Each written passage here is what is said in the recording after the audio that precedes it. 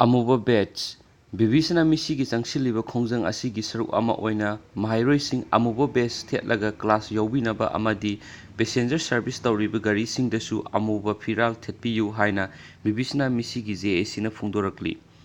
Babysana gi imung manunggi miyoising police na tanaba lepkadabani thajankiba JAC gi members sing condition yaudana thadokadabani haina su demand tawri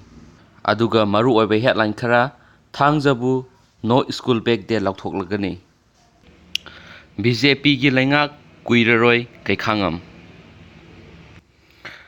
Khetrimium lanthaba party degi tanthokle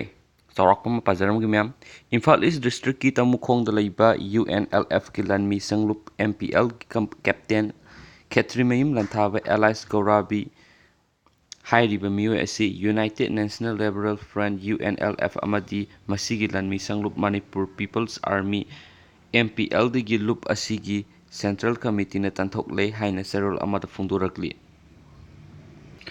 Tongan project singi makhada kaksing de semga sagat khiba kaya CM na sangakre lau panba yadraba singi mahai marong thanana ba court taru kaithoklagani CM